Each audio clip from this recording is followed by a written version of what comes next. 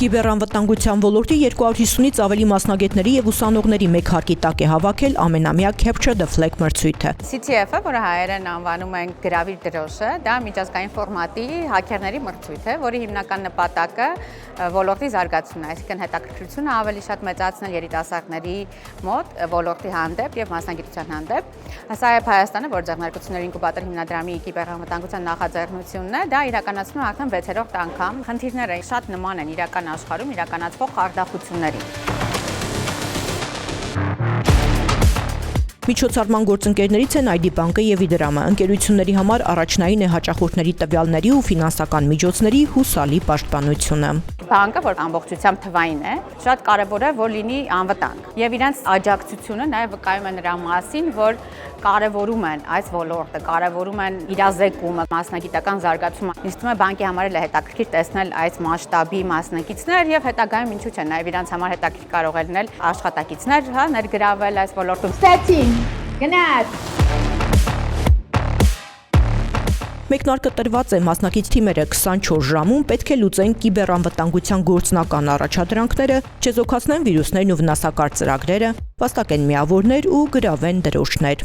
Անցաշարքերով, անկեղծ ասած, եւ որպես տեղեկատվական անվտանգության ոլորտի վետերան, ուղղակի հիացած եմ, դուք անում եք շատ մի կարևոր գործ։ Ձեր հակառակորդը քնած չի,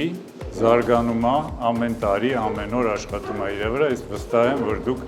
իրական կյանքում ոչ միայն CTF-ներում եւս կդիմադրեք, եւս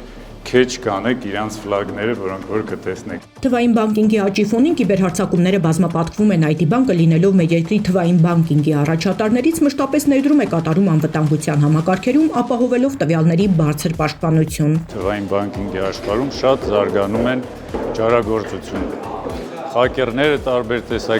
տեսակի խմբավորումները, որոնք որ թարգետավորում են ֆինանսական միջոցները եւ տվյալները։ ID բանկը ջանք ու միջոց բառից բուն իմաստով չի խնայում, որպեսզի ուժեղացնի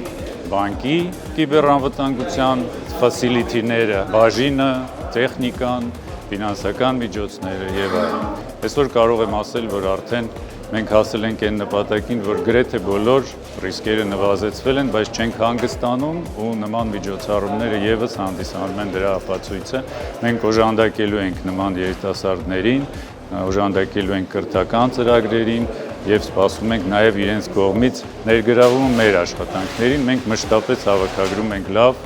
հեռանկարային երիտասարդներին մեր մոտ։ Ցանկացած համակարգի համար, լինի դա պետական կառույց, ֆինանսական ոլորտ, թե բիզնես, որը պահպանում եւ մշակում է անձնական տվյալներ, անվտանգ թվային միջավայրը առաջնահերթություն է։ Մեր հաճախորդների վստահության եւ ամբողջ ֆինանսական տեխնոլոգիական էկոհամակարգի կայունության հիմքում հենց կիբեռանվտանգությունն է եւ այդ իսկ պատճառով մեր ծառայությունների լավագույն որակն ու անվտանգությունն ապահովելու նպատակով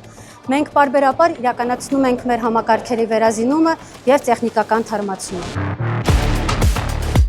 Հաղթող թիմերի ներկայացուցիչները խոստովանում են այս տարի մրցակցությունն ուժեղ էր, առաջադրանքները բարդ։ Պայքարում ենք առաջի տեղի համար անկեղծ, բայց երկրորդը։ Արդեն քանի տարի մասնակցում ենք, բայց իհարկե դժվար էին ու կասեմ, որ այս տարի մրցակցությունը բավականին բարձր էր, դժվար էր այս անգամ առաջին տեղ գրավելը։ Միջոցառումները մասնագետներին տալիս են